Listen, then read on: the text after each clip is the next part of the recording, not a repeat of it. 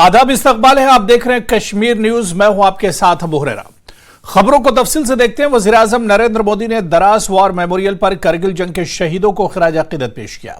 वजीर आजम ने करगिल में सबसे ऊंचे टनल प्रोजेक्ट शिंकुला का संग बुनियाद रखा।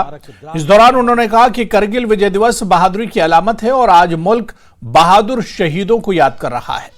पीएम ने दहशतगर्दी की हिमायत करने वाले मुल्क पाकिस्तान को दो टूक अल्फाज में कहा कि पाकिस्तान ने अपनी तारीख से कुछ नहीं सीखा है। उन्होंने कहा कि पाकिस्तान के मजमूम मंसूबे कभी कामयाब नहीं होंगे। पीएम ने कहा कि हमारे बहादुर जवान पूरी कुव्वत से दहशतगर्दी को कुचल देंगे। उन्होंने कहा कि जम्मू कश्मीर आज मुस्तकबिल की बात कर रहा है, जमीन की जन्नत अमन की तरफ बढ़ रही है। पीएम ने कहा कि लद्दाख में तरक्की का एक नई धारा बह रही है। लद्दाख हो या फिर जम्मू कश्मीर, विकास के सामने आ रही हर चुनौती को भारत परास्त करके ही रहेगा।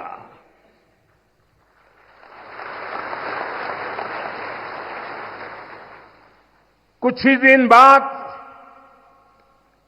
इस 5 अगस्त को आर्टिकल 370 का अंत हुए 5 वर्ष पूरे होने जा रहे हैं। जम्मू कश्मीर आज नए भविष्य की बात कर रहा है, बड़े सपनों की बात कर रहा है। जम्मू कश्मीर की पहचान G20 जैसी ग्लोबल समिट की अहम बैठक करने के लिए हो रही है। इंफ्रास्ट्रक्चर डेवलपमेंट के साथ साथ जम्मू कश्मीर लेह लद्दाख में टूरिज्म सेक्टर भी तेजी से ग्रो कर रहा है। दशकों बाद कश्मीर में सिनेमा घर खुला है। कारगिल में हमने केवल युद्ध नहीं जीता था, हमने सत्य, संयम और सामर्थ्य का अद्भुत परिचय दिया था। आप जानते हैं, भारत उस समय शांति के लिए प्रयास कर रहा था।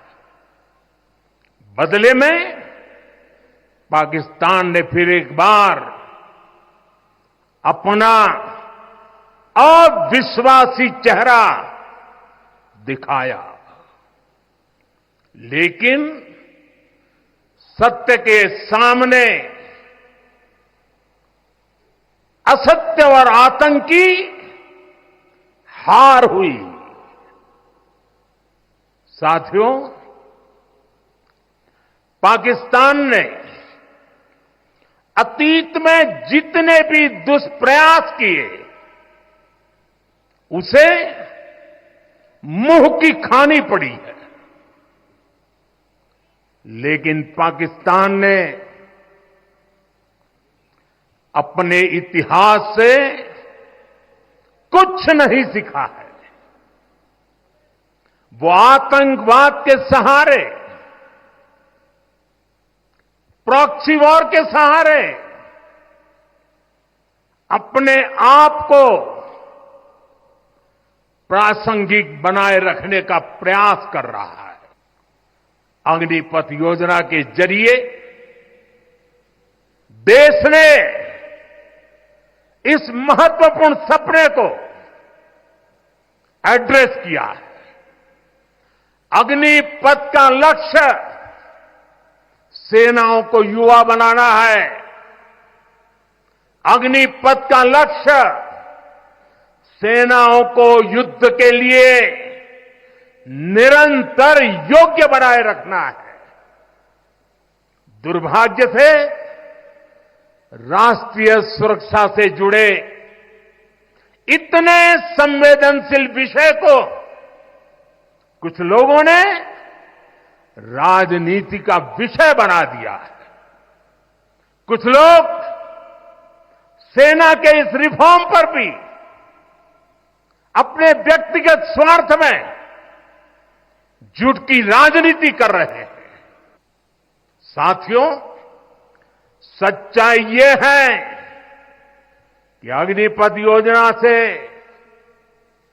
देश की ताकत बढ़ेगी और देश का सामर्थ्यवान युवा भी मातृभूमि की सेवा के लिए आगे आएगा। प्राइवेट सेक्टर और पैरामिलिट्री फोर्सेस में भी अग्निवीरों को प्राथमिकता देने की घोषणाएं की है। मैं तो हैरान हूं। और साथियों, मैं आज गर्व से कहना चाहता हूं, सेनाओं द्वारा लिए गए इस फैसले का हमने सम्मान किया है। और जैसा मैंने पहले कहा, हम राजनीति के लिए नहीं, राष्ट्र नीति के लिए काम करते हैं। हमारे लिए राष्ट्र की सुरक्षा सर्वोपरि है। हमारे लिए 140 करोड़ की शांति ये सबसे पहले है। देश दशकों से डिफेंस सेक्टर में बड़े रिफॉर्म्स की जरूरत महसूस करता रहा था। सेना स्वयं वर्षों से इसकी मांग कर रही थी, लेकिन दुर्भाग्य से पहले इसे उतना महत्व नहीं दिया गया। बीते 10 वर्षों में हमने डिफेंस रिफॉर्म्स को रक्षा क्षेत्र की पहली प्राथमिकता बनाया है। इन रिफॉर्म्स के कारण आज हमारी सेनाएं ज्यादा सक्षम हुई हैं,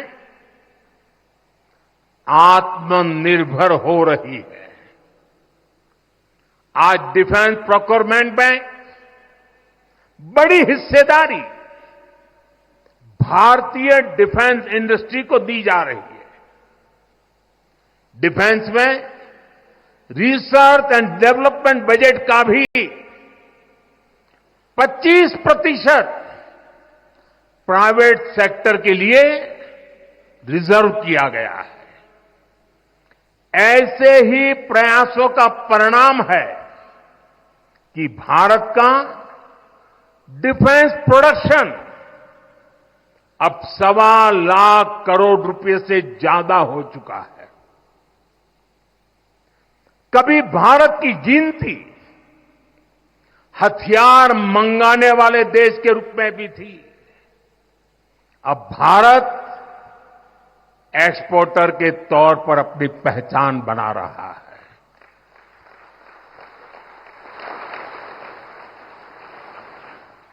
मुझे खुशी है कि हमारी सेनाओं ने 5,000 से ज्यादा हथियारों और ये सैन्य उपकरणों की लिस्ट बनाकर ये तय किया है कि अब ये 5,000 आइटम्स बाहर से नहीं मंगवाए जाएंगे। मैं इसके लिए सेना नेतृत्व को बधाई देता हूं। साथियों, डिफेंस सेक्टर में रिफॉर्म्स के लिए भी भारत की आर्म्ड फोर्सेज की सराहना करना चाहता हूं। हमारी सेनाओं ने बीते वर्षों में कई साहसिक निर्णय लिए हैं। आगे बढ़ेंगे। सूबेदार मेजर संजय कुमार ने रॉकी नोव पर फतेह की कहानी सुनाई। सूबेदार मेजर संजय कुमार ने कहा कि मैं जानता था कि परमवीर चक्र जिंदा फौजियों को नहीं दिया जाता। जब मैंने सुना कि मुझे परमवीर चक्र मिल रहा है, इस बात को सुनने के बाद भी मुझे यकीन नहीं आ रहा था। आइए सुनते हैं कि उन्होंने क्या कुछ कहा। विजय दिवस के 25 साल पूरे हो चुके हैं और इस दौरान द्रास वॉर मेमोरियल में उन लोगों का आना जाना लगा हुआ है जो कि पिछले 25 साल से यहाँ पे आ रहे हैं। और उनकी वजह आने की, क्योंकि उन्हीं की वजह से ये सारी चोटियाँ जो पीछे देख रहे हैं वो सब जीती गई। इस वक्त हमारे साथ मौजूद है परमवीर चक्र विजेता संजय कुमार साहब, उनसे बात करते हैं। सर, एक कहते हैं कि गौरव का क्षण तो है, लेकिन 25 साल गुजर जाना और उस 25 साल में ऐसा क्या बदलाव आप लोगों ने देखा हर चीज़ में, चाहे ट्रेनिंग हो, चाहे इक्विपमेंट हो, चाहे कुछ भी ऐसा लग रहा हो कि बदल गया है 25 साल में भारतीय सेना के लड़ने का तरीका भी? सबसे पहले तो कारगिल विजय दिवस की पूरे देशवासियों को बहुत बहुत शुभकामनाएं और बधाई। आज रजत जयंती समारोह में हम लोग अपने जो शहीद साथी हैं उनको श्रद्धांजलि अर्पित करने के लिए यहाँ इकट्ठे हुए हैं। हमारे लिए काफ़ी गौरव की बात है कि हम लोग इस वॉर का हिस्सा बने और हर साल यहाँ आने का सौभाग्य प्राप्त होता है। देखिए, कारगिल वॉर जब हुआ था तो उस टाइम के हालात काफ़ी अलग थे, क्योंकि यहाँ जो भी डिप्लॉयमेंट थी या जो भी कार्रवाइयाँ थी वो बहुत कम होती थी, क्योंकि यहाँ जो शिमला समझौता के दौरान जो फौज का आना जाना रहता था 6 मंथ विंटर में और 6 मंथ नीचे उसमें, लेकिन उसके बाद अभी वो कंटिन्यू है। हमारे जो जवान हैं अभी वो जो पोस्ट हैं जहाँ हमारा LC है वो उसी के ऊपर बैठे हैं और 12 महीने वहीं से रहते हैं, चाहे वो विंटर हो, चाहे मेंस के ठंडी हवाएं हो या बर्फ़ का कहर हो, उसमें पूरे डटे रहते हैं। और सबसे बड़ी बात है कि इस समय मेरी 13 जम्मू एंड कश्मीर राइफल उसी सेम इलाके में है जहाँ पे हमने 99 में जो इलाका कैप्चर किया था। तो और दूसरी बात, अच्छा, आपकी यूनिट अभी वहीं पर ही है जहाँ पे 25 साल पहले आप लोगों ने ऑपरेट किया था? सर, अभी वही है और सबसे बड़ी बात वही है कि हमें फिर यूनिट यहाँ होने के साथ साथ 25 साल का जो रजत जयंती समारोह बना रहे हैं उसमें भी सब पूरी पलटन को शामिल होने का मौका मिला। श्रीनगर में करगिल विजय दिवस मनाया गया। SP कॉलेज श्रीनगर में हुई तकरीब में शहीदों को याद किया गया। इस तकरीब में साबिक सूबेदार मोहम्मद अजीम और मंजूर अहमद मीर ने न्यूज़ 18 से खास बातचीत की और सख्त जंगी सूरत हाल का तज़किरा किया। हमारे साथ बात करने के लिए मोहम्मद है एक्स सूबेदार मोहम्मद अजीम, जो कि कोशिश करेंगे कि क्या एक्सपीरियंस रहा और किस तरह वो वार तब छेड़ी और किस तरह से आपने फाइट बैक किया। एक्स सूबेदार मोहम्मद अजीम 12 जुलाई करगिल 99 वार का हीरो। जब करगिल 99 वार स्टार्ट हुआ उसके बाद बटालक के दानाला से हम बड़ी मुश्किल से चढ़ाई चढ़ते हुए पोस्ट संभालने के लिए बड़ी कठिनाई 1 वीक कठिनाइयाँ काफ़ी उठानी पड़ी और .4812 और .5203 के ऊपर जब हमारी यूनिट ने कब्जा किया, कब्जे के दौरान हमारा काफ़ी सख्ती खाने का कुछ नहीं मिला 1 वीक। उसके बाद हम पाकिस्तान को खदेड़ कर जवाब देते हुए और अपनी चोटी जो .48 और 12 और .5302 के ऊपर कब्जा हमारी यूनिट में जमाया। हर चीज को न देखते हुए अपनी जमीन को, क्योंकि दुश्मन के पास थी वो जमीन, हमने उस टाइम पर दुश्मन के आर्मी के पास वो जमीन थी, हमने उस वो कब्जा वापस दोबारा हमने उस जमीन को ले लिया। 25 साल बीत गए, तो किस तरह की मेमोरीज आज भी है और क्या तब जो है कैसा माहौल था जब आपने विजय हासिल की? देखो, उस टाइम पर कठिनाइयों का बहुत ही मुश्किल होता है, क्योंकि जब इंसान पीस से फील्ड पे जाता है उस टाइम पर अगर नॉर्मल उस पे जाएंगे हम तो उस टाइम पर बहुत कुछ देख करके जाना पड़ता है, उसके कैलमिटेशन करना पड़ता है। लेकिन उस टाइम पर कैलमिटेशन की जरूरत नहीं थी, क्योंकि देश का मसला था, अपनी जमीन का मसला था, अपनी मातृभूमि का मसला था।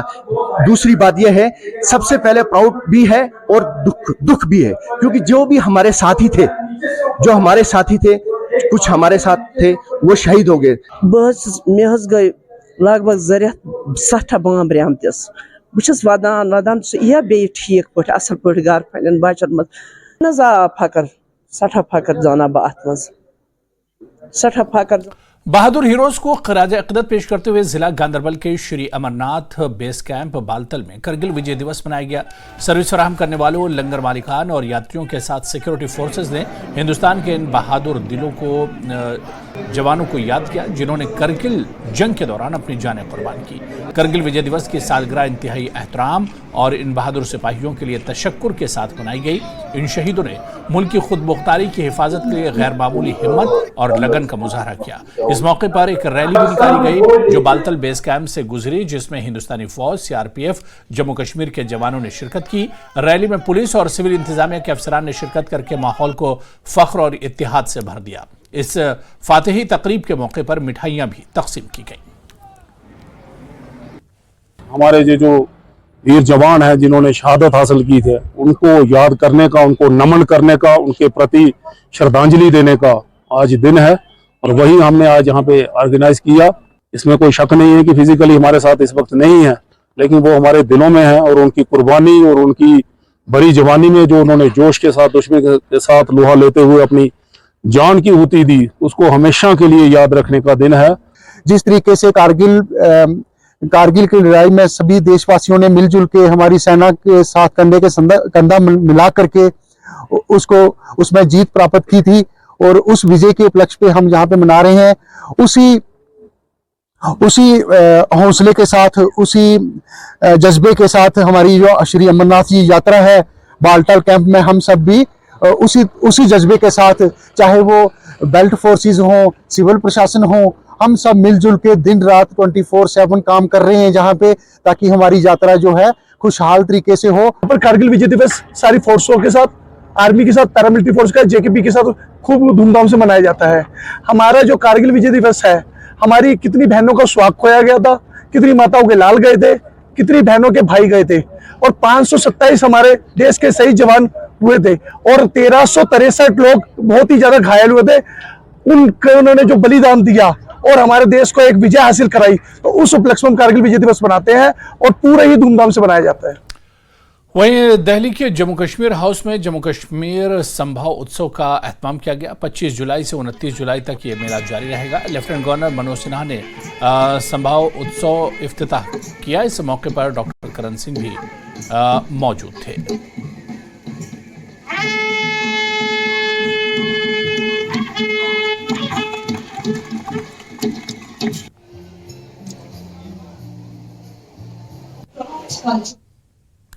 और यहां पर रुकेंगे फिलहाल छोटे से ब्रेक के लिए।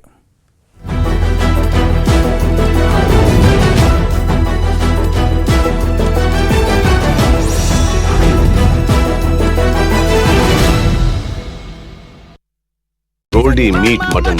नॉर्थ इंडिया की पहली ऑल गर्ल्स यूनिवर्सिटी और सेफेस्ट कैंपस इटर्नल यूनिवर्सिटी 450 एकड़ में 70+ कोर्सेज को ऑफर करती है। बेहतरीन नर्सिंग प्रोग्राम और हिमाचल का पहला ICAR approved agriculture course with best placements and best packages. Students को प्रैक्टिकल लर्निंग का मौका मिलता है before they go into their Dzire industry. Come and enrol in eternal university today. LG Manoj Sinha ने कुपवाड़ा में देश के लिए सर्वोच्च बलिदान देने वाले नायक दिलवर खान को दी श्रद्धांजलि। लिखा, उनकी वीरता और बलिदान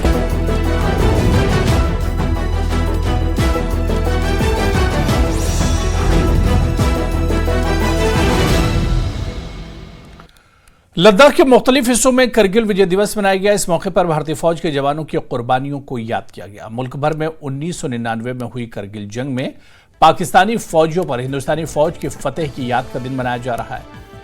ECLA HDC ले गुलाम मेहदी इस मौके पर बतौर मेहमान खुसूसी मौजूद रहे, जबकि इंतजामी secretary tourism UT Ladakh DC Leh और दीगर सरकर्दा शख्सियात भी इस मौके पर मौजूद थीं।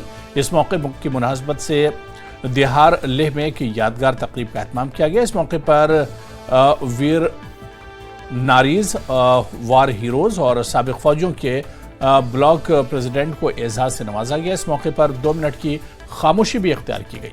यादगारी तकरीब का एहतमाम महकमे सयाहत ने हिल काउंसिल लेह और एक्स सर्विसमैन लेह के इश्तराक से किया। आज आपके माध्यम से मैं पूरे देशवासियों को मुबारकबाद पेश करना चाहता हूं कि हमने करगिल विजय दिवस जो आज के दिन 26 जुलाई को हम मनाते हैं और इस साल एक अहम दिन था क्योंकि 25 साल पूरे हुए।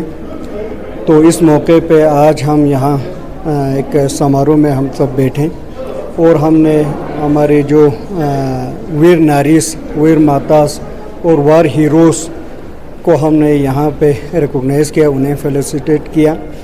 और आज के दिन के मौके पे तमाम देशवासियों को मुबारकबाद पेश करता हूँ और ख़ासकर जिन्होंने अपनी जानों की आहुति दी, जिन्होंने शहादत दी देश की सरहद की हिफाजत करते हुए, तो आज के दिन उन्हें हम श्रद्धांजलि पेश करते हैं और उन वीर नारियों को और उन वार हीरोज़ को हम सलाम करते हैं लद्दाख ऑटोनोमस हिल डेवलपमेंट की तरफ से।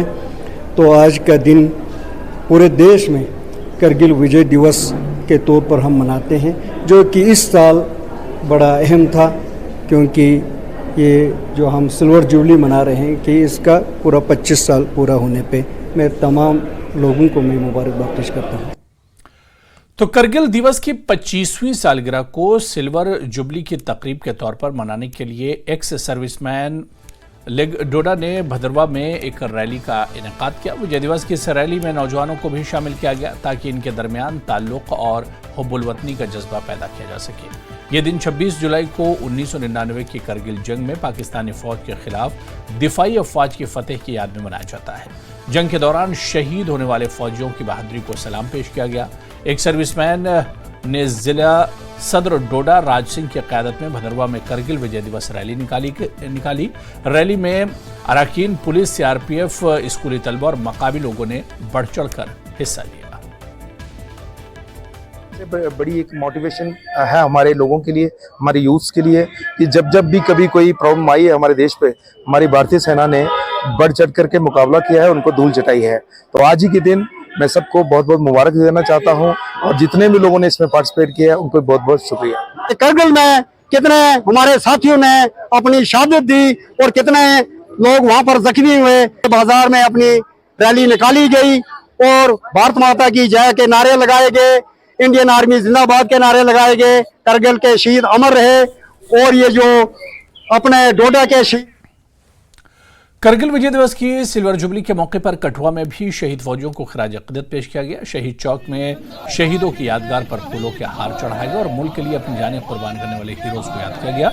इस दौरान करगिल में अहम किरदार अदा करने वाले कर्नल बदियाल को भी खिराज अक़ीदत पेश किया गया। समय हम मौजूद हैं शहीदी चौक कठुआ में। यहाँ पर करगिल विजय दिवस की 25वीं वर्षगांठ मनाई जा रही है। आपको बता दें कि हमारे साथ भूतपूर्व सैनिक भी यहाँ पर पहुँचे हैं। कर्नल बड़ियाल जी हमारे साथ जुड़ रहे हैं, जिन्होंने उस समय के युद्ध में हिस्सा लिया और अपनी भूमिका जो है वहाँ पर अहम भूमिका अपनी निभाई। इनसे जानते हैं जी सर, किस तरह का माहौल था उस समय, किस तरह सा दृश्य था जब ये हुआ?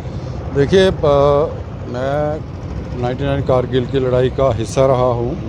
मैं उस टाइम अपना द्रास सेक्टर में था, जो कि दुनिया में मतलब सबसे ठंडा इलाका कह सकते हैं, द्रास इलाका।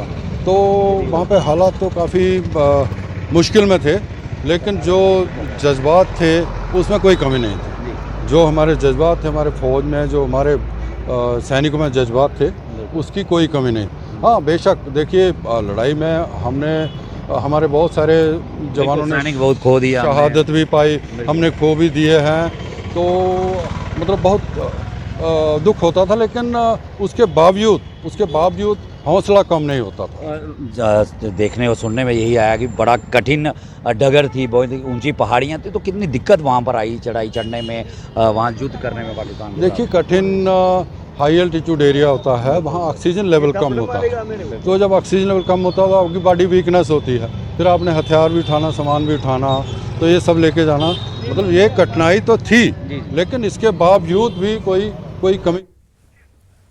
हिंदुस्तानी फौज के आरआर यूनिट ने करगिल वॉर हीरोज को खिराज अक़ीदत पेश किया। इन बहादुर जवानों ने 1999 की करगिल जंग में फर्ज की अदायगी में सबसे ज्यादा कुर्बानियां दी। फौज के कमांडिंग अफसर ने 25वीं करगिल विजय दिवस के मौके पर राजौरी जिले में एलओसी नौशहरा के करीब लाम में जंगी यादगार पर फूलों की चादर चढ़ाई। पुलिस और सीआरपीएफ के अफसरान ने भी शहीदों की यादगारी तकरीब में हिस्सा लिया और शहीदों को खिराज अक़ीदत पेश किया। और आज जैसा कि पूरे देश में के साथ साथ यहाँ किला दराल के अंदर जो आरआर की तरफ से यहाँ पे एक कार्यक्रम शहीदों को जो श्रद्धांजलि दी गई और उसके साथ साथ काफ़ी सारी स्पोर्ट्स एक्टिविटी और कल्चरल एक्टिविटी की गई जो एक देश हित के लिए और बच्चों के लिए बहुत बड़ी बात है। और ख़ास करके क्योंकि ये बॉर्डर का इलाका होने से के कारण हमेशा फौज का साथ जो है वो सिविलियन के साथ रहा और ये एक बहुत बड़ी बात है। जो दिन है मना रही है, करगिल के शहीदों को श्रद्धांजलि भेंट कर रही है। हम इनके बहुत बहुत आभारी हैं जो कि एक शहीदों को जिन्होंने अपने देश की खातिर अपना बलिदान दिया है और हम इनको बहुत बहुत। तो वहीं करगिल दिवस पर साबिक कैप्टन अर्जुन सिंह जमवाल ने अपने तजुर्बात को बयान किया। जमवाल उधमपुर जिले के टिकरी गांव के रहने वाले हैं।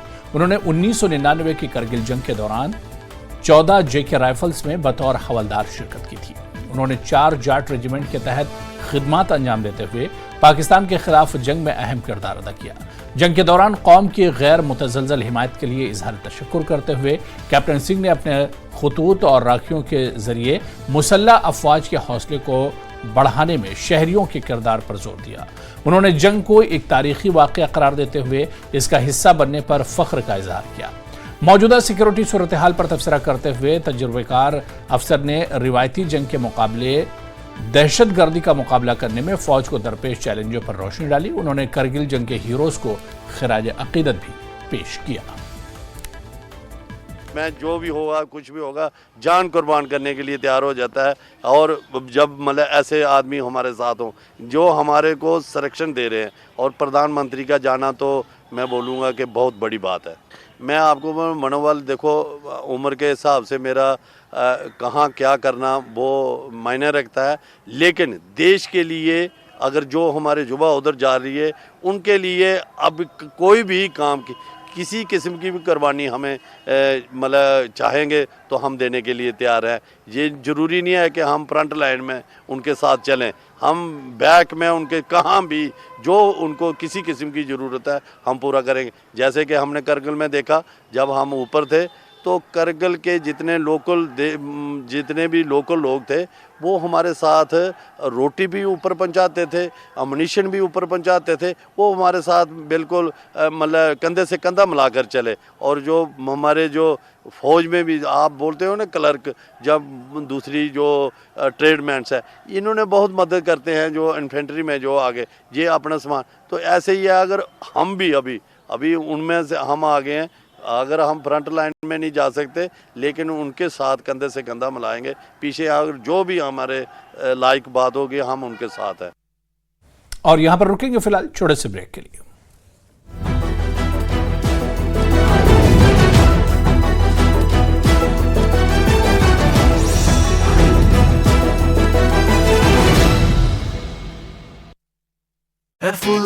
भुलाया जा सकेगा। केंद्र ने की बजट में जम्मू कश्मीर पुलिस के वेतन, पेंशन और अन्य खर्चों को वहन करने की घोषणा। बीजेपी नेता कविंदर गुप्ता ने सरकार के इस कदम का किया स्वागत। यूसुफ तारिगामी ने जम्मू कश्मीर पुलिस के वेतन और पेंशन खर्च वहन करने के मुद्दे पर केंद्र की आलोचना की। तारिगामी ने कहा यह प्रक्रिया अनावश्यक है, जम्मू कश्मीर पुलिस को कंट्रोल करने की हो रही है कोशिश। कुपवाड़ा के लोलाब में सुरक्षा बलों और आतंकियों के बीच मुठभेड़, एक आतंकी ढेर, जवानों ने इलाके को घेरा। पंजाब के पठानकोट में देखे गए 7 संदिग्ध में से एक संदिग्ध का स्केच पंजाब पुलिस ने किया जारी। गांव की एक महिला से पानी मांगने के बाद जंगल की ओर चले गए थे सभी संदिग्ध। देश विरोधी गतिविधियों में शामिल लोगों के खिलाफ बड़ी कार्रवाई। जम्मू कश्मीर प्रशासन ने 4 सरकारी कर्मचारियों को किया बर्खास्त। अगले 2 महीनों में जम्मू कश्मीर में पूरी तरह से सामान्य हो जाएंगे हालात। जम्मू कश्मीर के उपराज्यपाल मनोज सिन्हा का बयान। आतंकवादियों को परिणाम भुगतना पड़ेगा, आतंकवाद को जड़ से किया जाएगा खत्म।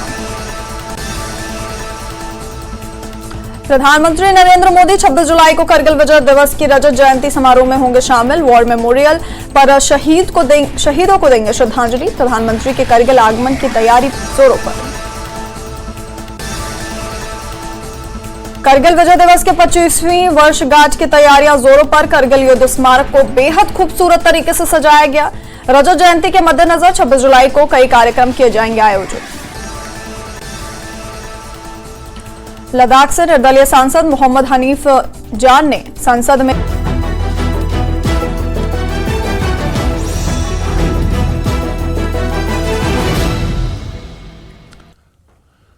चलिए ब्रेक बाद आगे बढ़ेंगे।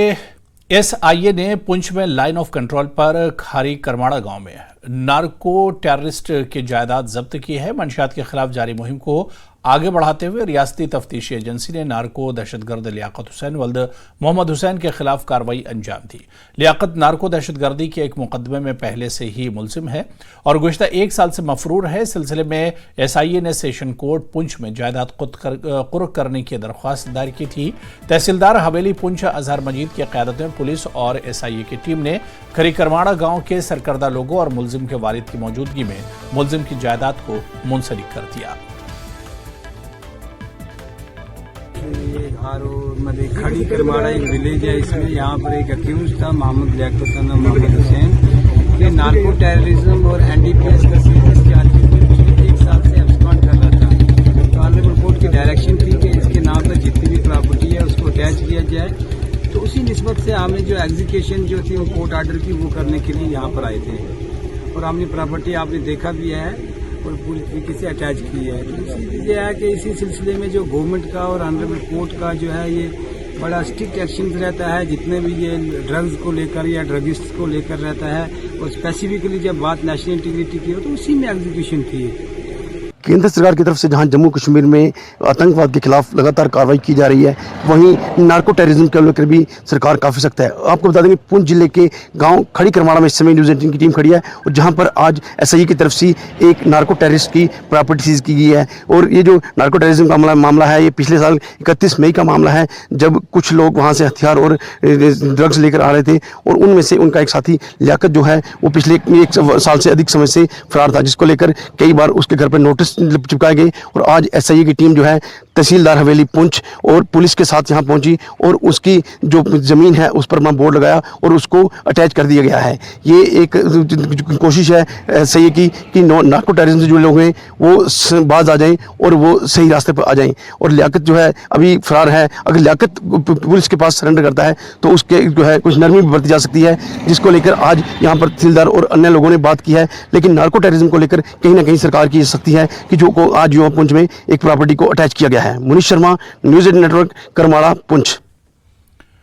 जम्मू कश्मीर नेशनल कॉन्फ्रेंस के सदर डॉक्टर फारूक अब्दुल्ला ने अपोजिशन की मीटिंग का इनेकाद किया। यह मीटिंग 7 अगस्त को जम्मू में मुनक्किद होगी। डॉक्टर फारूक अब्दुल्ला ने तमाम अपोजिशन जमातों के रहनुमाओं को इजलास में आने की दावत दी है। मुलाकात में आइंदा असेंबली इंतखाबात समेत कई उमूर पर तबादला ख्याल किया जाएगा। नेशनल कॉन्फ्रेंस की मैनिफेस्टो कमेटी की 2 दिन की मीटिंग शुरू होने वाली है। इस इजलास को लेकर NC senior leader Ratanlal Gupta ने न्यूज़ 18 से बातचीत की। उन्होंने कहा कि एनसी मंशूर कमेटी का 3रा इजलास मुनक्किद होगा। इलेक्शन में किसी पार्टी का जो मैनिफेस्टो होता है वो रोड मैप होता है कि पार्टी अगर पावर में आए तो लोगों के लिए वो क्या करने जा रही है। हमारी पहले जो 2 मीटिंगें हुई हैं हमने पब्लिक के डोमेन में डाला कि साहब क्या क्या वो मैनिफेस्टो में चीज़ें लाना चाहते हैं। तो पब्लिक ने भरपूर उसका रिस्पांस दिया और उन्होंने तकरीबन 8000 के करीब सुजेशंस दिए कि नेशनल कॉन्फ्रेंस एक प्रीमियर पॉलिटिकल पार्टी है जो जम्मू कश्मीर की नब्ज़ को समझती है, लोगों की पल्स को जानती है, लिहाजा उसका मैनिफेस्टो बनना यह साबित करता है कि नेशनल कॉन्फ्रेंस जो कहती है वो करती है। इसलिए 8000 के करीब हमें सुजेशंस आए। पहली 2 मीटिंगों में हमने, पहली मीटिंग में तो जनरल बात डिस्कशन हुई, दूसरी मीटिंग में वो सुजेशन जो आए उस पर डिस्कशन हुई और अब तीसरी मीटिंग जो कल होने जा रही है वो 2 दिन की है।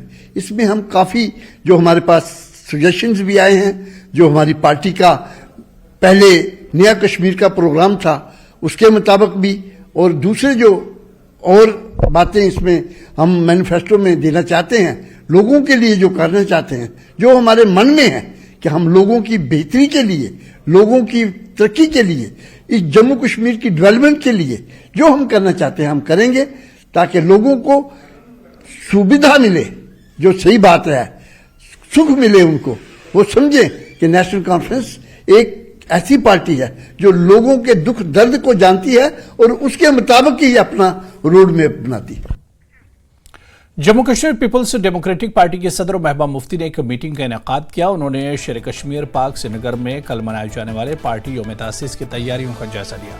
इस दौरान उन्होंने दीगर मुख्तलिफ पहलुओं और सियासी उमूर पर भी तबादला ख्याल किया।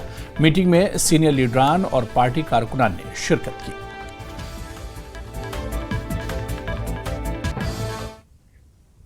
जम्मू कश्मीर में आने वाले असेंबली इंतखाबात के पेश नज़र सियासी हलचल तेज हो गई है। जहां गुलाम नबी आज़ाद की डीपीएपी ने अभी तक कोई सियासी पहल नहीं की है, वहीं पार्टी में सरकर्दा लीडरों के मुसलसल इस्तीफों की वजह से डीपीएपी को कमजोर समझा जा रहा है। लेकिन जनरल सेक्रेटरी आरएस चिब ने इन दावों को मुस्तरद कर दिया।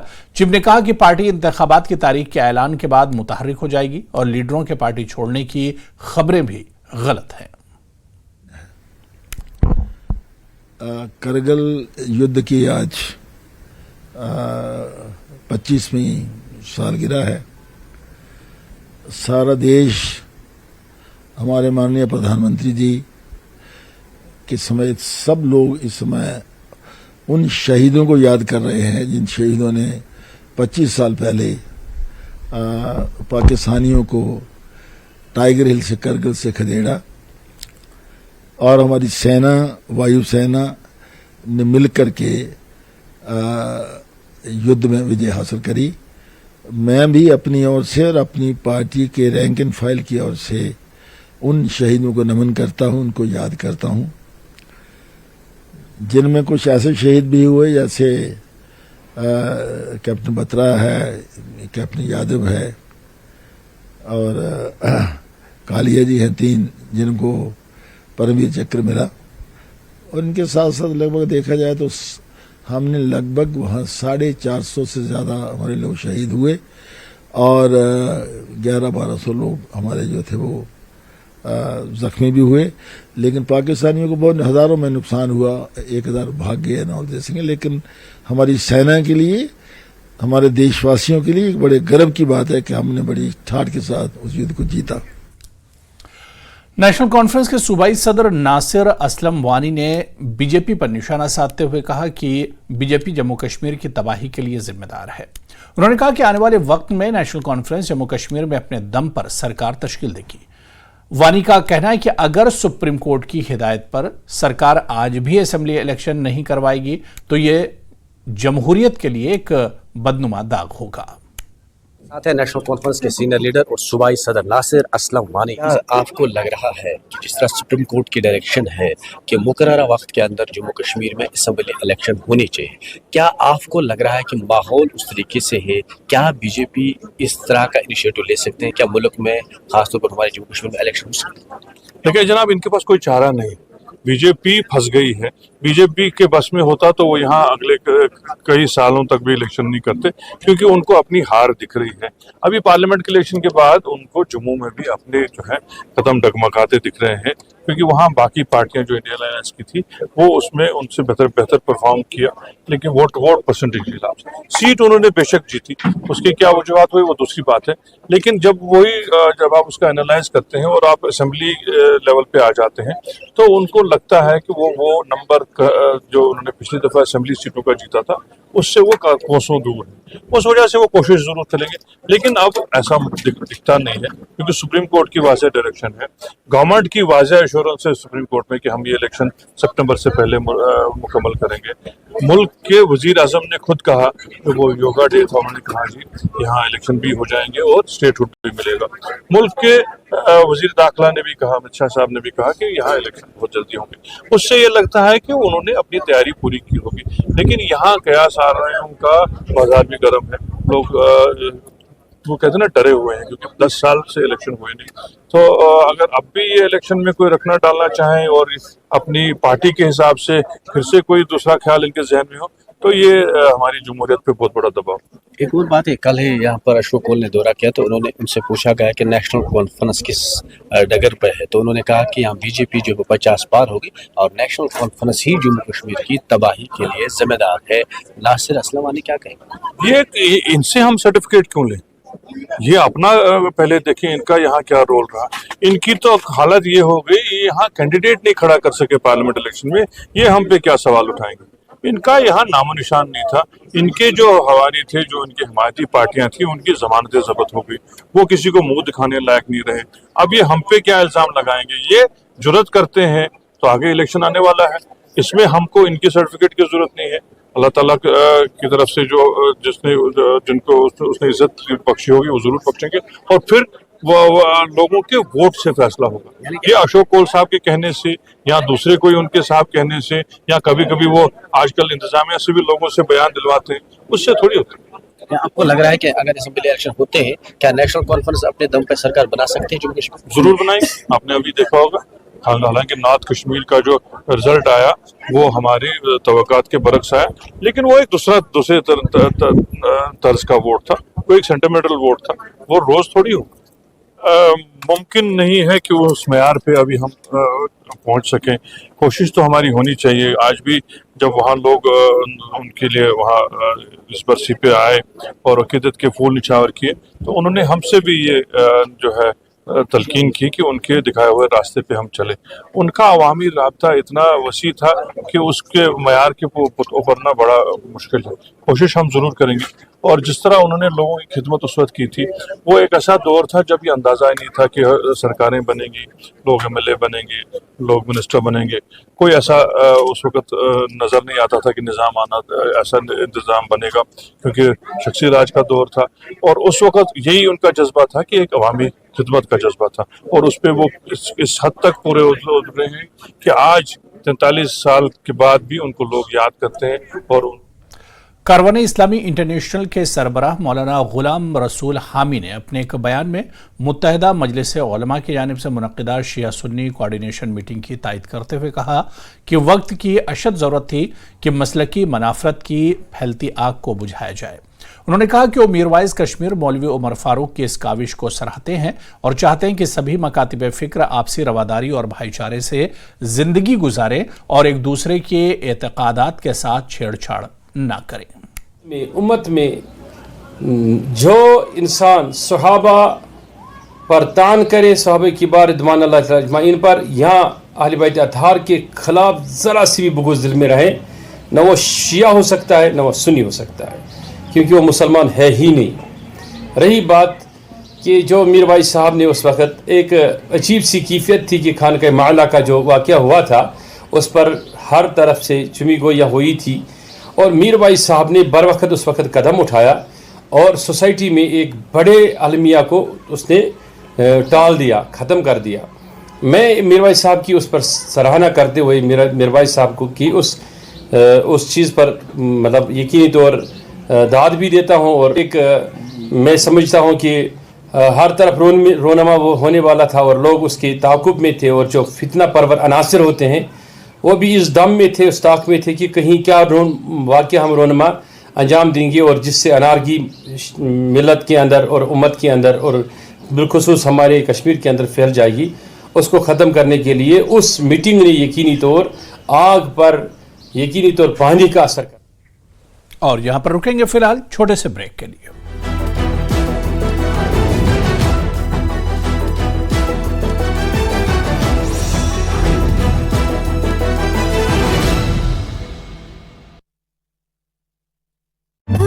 लद्दाख को यूटी बनाने के बाद से लोग नाखुश।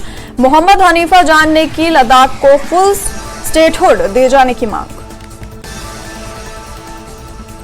संसद में गृह मंत्रालय का जम्मू कश्मीर को लेकर आया महत्वपूर्ण जवाब। धारा 370 हटाए जाने के बाद कश्मीर में कानून व्यवस्था के हालात में हुआ है बड़ा सुधार। उपराज्यपाल मनोज सिन्हा ने राजभवन में चौधरी वजीर मोहम्मद हकला पर डाक टिकट किया जारी।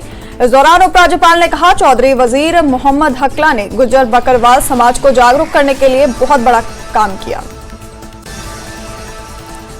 केंद्रीय मंत्री अश्विनी वैष्णव ने कश्मीर में चल रहे प्रोजेक्ट को लेकर दी जानकारी। अश्विनी वैष्णव ने बताया, कश्मीर में चल रहे प्रोजेक्ट के लिए 3,694 करोड़ रुपए का हुआ है एलोकेशन। नए प्रोजेक्ट्स को भी आगे बढ़ाने का किया जाएगा काम। एलजी मनोज सिन्हा ने कुपवाड़ा में देश के लिए सर्वोच्च बलिदान देने वाले नायक दिलवर खान को दी श्रद्धांजलि। लिखा, उनकी वीरता और बलिदान को कभी नहीं भुलाया जा सकेगा। केंद्र ने की बजट में जम्मू कश्मीर पुलिस के वेतन, पेंशन और अन्य खर्चों को वहन करने की घोषणा। बीजेपी नेता कविंदर गुप्ता ने सरकार के इस कदम का किया स्वागत।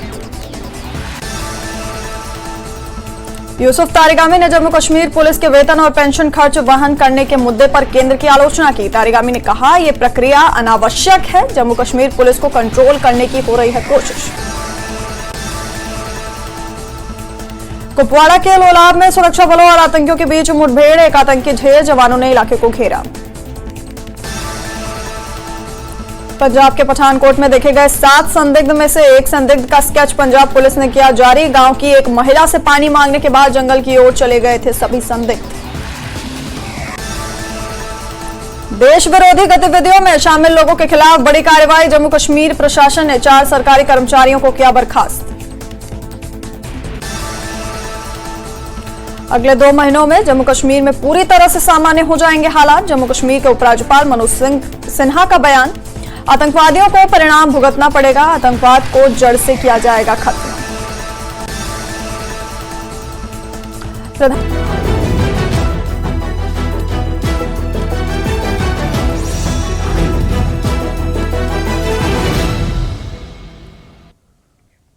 दिल्ली के जम्मू कश्मीर हाउस में जम्मू कश्मीर संभाव उत्सव का एहतमाम किया गया। 25 जुलाई से 29 जुलाई तक ये मेला जारी रहेगा। लेफ्टिनेंट गवर्नर मनोज सिन्हा ने संभाव उत्सव इफ्तिताह किया। जम्मू कश्मीर के चीफ सेक्रेटरी अटल डुल्लू का कहना है कि जम्मू कश्मीर के उत्सव को सोशल मीडिया पर जबरदस्त पसीराई मिली है। सोशल मीडिया पर लाखों फॉलोअर्स मिलने के बाद इस तकरीब का दोबारा एहतमाम किया गया। इस मेले में आर्ट, क्राफ्ट और हेरिटेज को सामने लाया जाएगा। डोगरी कश्मीरी परफॉर्मेंस होगी। सरमायाकारी के मौके के हवाले से एक मुजाहरा भी होगा। कश्मीरी मसनूआत दिल्ली के लोगों के सामने होंगे। पेंटिंग्स का मुकाबला होगा। मेले में तमाम तरह के पकवान, जिनमें कश्मीरी वाजवान, वेज और नॉन वेज शामिल होंगे। वहीं डॉक्टर करण सिंह ने कहा कि जम्मू कश्मीर एक ऐसी रियासत है जिसमें एक रियासत के अंदर तनव्वो है। डोगरा फौज ने जम्मू कश्मीर और लद्दाख को हिंदुस्तान में जम करके डोगरा फौज को इतना क्रेडिट नहीं मिला जितना उसे मिलना चाहिए। ये Jammu Kashmir resident commissioner office ने ये दूसरा आयोजन किया है संभाव उत्सव का, और मुझे लगता है कि इससे जम्मू कश्मीर के आर्ट, क्राफ्ट, हमारी जो सेल्फ हेल्प ग्रुप की महिलाएं हैं उनको मार्केट भी मिल रहा है। क्यूजीन, आर्ट, कल्चर, इसका प्रमोशन और पूरा देश जाने, इसको लेकर के एक अद्भुत आयोजन पीआरसी ऑफिस ने हमारे किया है। पिछली बार भी हम सब थे और ये कल से शुरू हुआ, 5 दिन तक चलने वाला है। जम्मू कश्मीर में क्या बदलाव हो रहा है ये पूरा देश देखे और जम्मू कश्मीर के विकास में अपना योगदान दे। प्रमुख रूप से इस आयोजन का उद्देश्य यही है। सर, अब जम्मू कश्मीर चुनाव होने वाले और माहौल इस तरह। जनता दल यूनाइटेड के जिला सदर बांडीपुरा जहूर अहमद भट्ट ने हाजिन सोनवारी के गंडीपरांग इलाके का दौरा किया। उन्होंने मकीनों से उनके दरपेश मसाइल के बारे में बातचीत की। दौरे के दौरान इलाके के मकीनों ने इलाके में बुनियादी सहूलियात के फुकदान पर तशवीश का इजहार किया।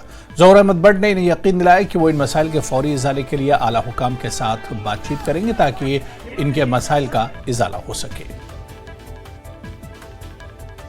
इस प्रोग्राम का यही मकसद है, एक तो पार्टी को ग्रास रूट से मजबूत करना है। दूसरा मसला है जो लोगों की ग्रीवेंस है उनको अपने प्रेसिडेंट के पास आला हुकाम तक पहुंचाना है, क्योंकि हम इस वक्त एनडीए का एक हिस्सा है। जितने भी लोगों के ग्रीवेंस है इंशाल्लाह हम उनको लिखते हैं और अपने जो हमारे पार्टनर है एनडीए के या हमारे मंत्री है तो इनके पास हम इंशाल्लाह उनके मसले लेकर जाएं। Mission director dairy development Jammu Kashmir Narendra Singh Bali ने सुंबुल सोनावारी का दौरा किया। उन्होंने किसानों के साथ बातचीत की और सुंबुल के इलाके में डेयरी तरक्याती सरगर्मियों के निफाज और इम्कानात का जायजा लिया। डायरेक्टर के साथ बातचीत के साथ chief animal husbandry officer Bandipora, GM loan और महकमे के दीगर अफसरान भी मौजूद रहे। सोनावारी के मुख्तलिफ इलाकों से आए किसानों ने इस प्रोग्राम में हिस्सा लिया।